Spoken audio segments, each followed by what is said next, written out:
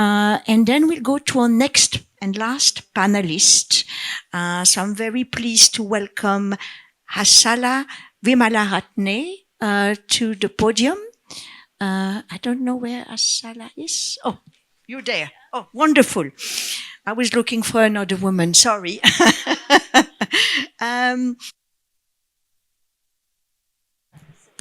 A 24 and 26-year-old final year student at the Zhejiang University in China. He has a strong passion for reproductive health and in particular is interested in the latest trends and advancement in the field of sexual reproductive health. And he will be presenting on the adaptability of China's post-one-child policy subfertility strategies to Sri Lanka's reproductive health care framework. So really looking forward to hearing more about that. So go ahead.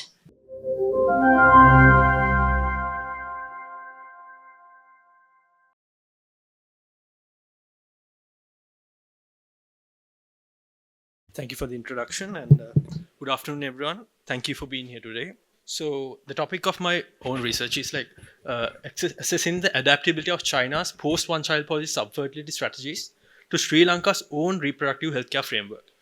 So here so this is my introduction.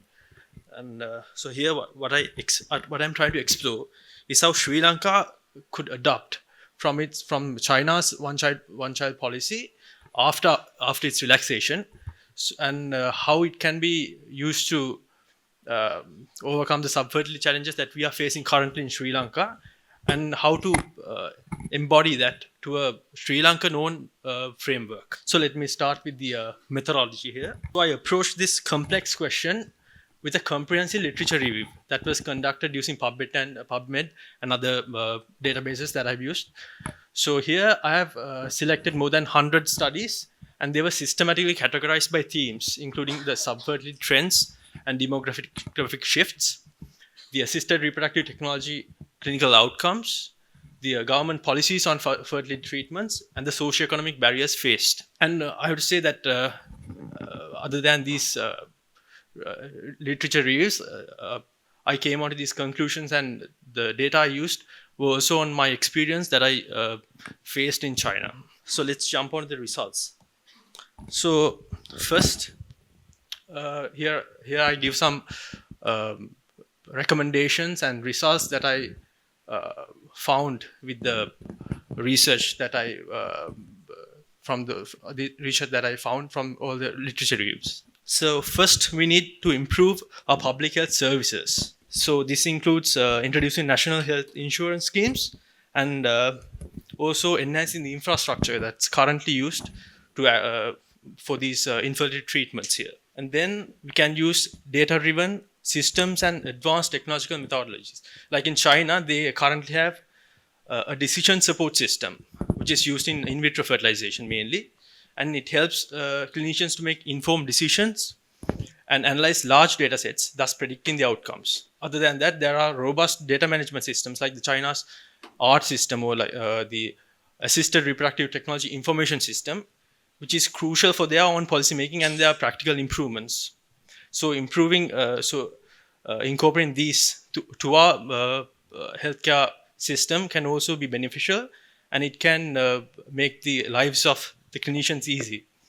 Other than that, they have incorporated advanced technology in sperm assessment technologies, which also enhances the accuracy and the consistency of the data sets. Then in China, they have this thing called phase development models. So in phase development models, they introduce strategies gradually to families to adjust shifting economic and social landscapes before they introduce more stricter policies. This step-by-step approach would encourage smooth adaptation and greater public support. Then medical legal policy changes are also crucial. For instance, like policies that encourage medical leave, especially for infertility treatments, can provide the time and the support the people need without added stress of their work. So other than that, I would say they have developed guidelines for posthumous assisted reproduction, which is the use of cryopreserved sperms, eggs, or embryos after the donor's death.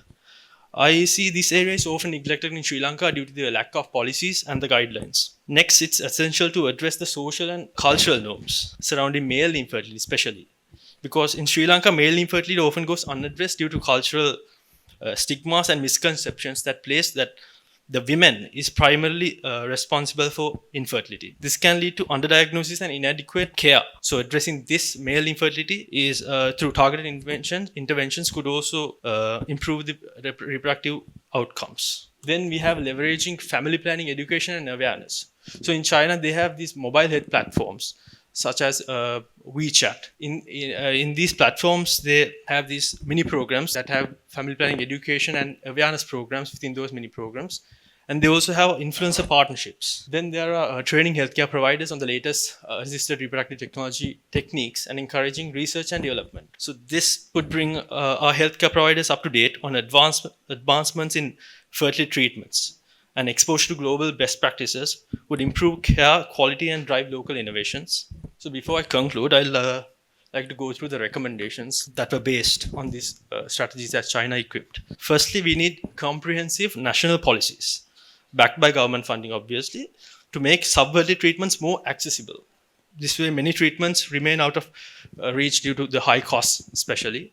Sufficient funding through the government or other private organizations could open doors for many families who are facing these subfertility issues. Another step is in implementing the advanced data systems that I previously mentioned, like the DSS for in vitro fertilization and other information systems. I also propose creating national and private insurances, especially providing subsidies for infertility treatments. This could help reduce the financial barriers and the burdens that the people face when seeking these services. Also, integrating the reproductive healthcare for infertile individuals into the national public systems would represent a strong commitment to reproductive health as a public priority. Then I'd like to move on to the other set of recommendations.